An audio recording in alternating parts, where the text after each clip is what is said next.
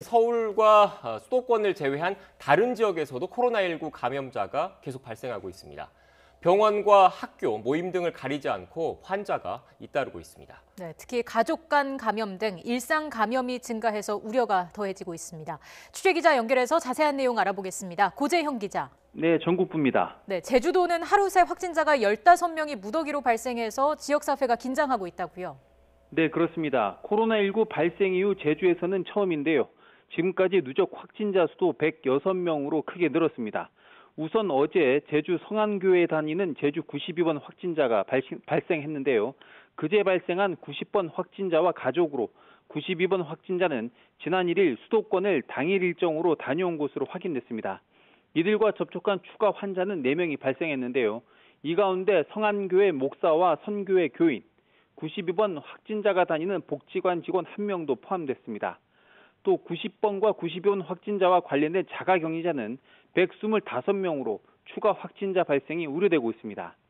이뿐만 아니라 제주에서는 경남 진주 이통장발 감염자도 5차 감염까지 이어지면서 하루 새 5명이 추가돼 모두 14명으로 늘었는데요. 지역사회에서는 이러다 보니 제주에서도 N차 감염이 본격화되는 것 아니냐는 우려의 목소리가 나오고 있습니다. 네, 울산시에서도 단기간에 확진자가 급증하면서 병상과 의료진 부족 문제가 발생하기 시작했다면서요? 네, 그렇습니다. 울산 남구 학교 관련 확진자는 학생 1명과 가족 등 5명이 신규 확진됐는데요. 울산시 교육청은 학교에서 집단 감염이 발생하면서 남구 지역 전체 초중고교와 유치원 등교를 중지하고 원격 수업으로 전환했습니다. 이처럼 최근 확진자가 급증하면서 병상과 의료 인력 부족 사태가 빚어져 인근 지역으로 환자를 이송하는 실정입니다. 이번에 확진자가 집단으로 발병한 울산 양지요양병원에서도 동일 집단 격리를 뜻하는 코호트 격리가 이어지고 있는데요. 환자를 돌보는 의료진의 피로도가 커지고 있습니다. 네, 이런 가운데 함께 생활해서 밀접 접촉이 많은 가족 간 감염도 이어지고 있죠. 네, 그렇습니다. 최근 충북 제천에서 가족 김장 모임에서 비롯된 감염이 확진자가 70명이 넘는 대규모 집단 감염으로 이어지고 있는데요.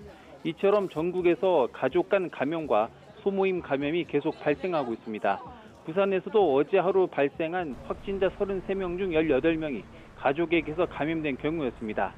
코로나19 때문에 가족끼리 실내에서 생활하는 경우가 많은데요. 집안에서도 환기와 소독을 하며 기본적인 방역 수칙을 지켜야 합니다. 방역당국은 친지 가족 모임은 취소하고 사람 간 접촉을 줄이는 것이 최선의 방역이라고 강조하고 있습니다. 지금까지 전국부에서 전해드렸습니다.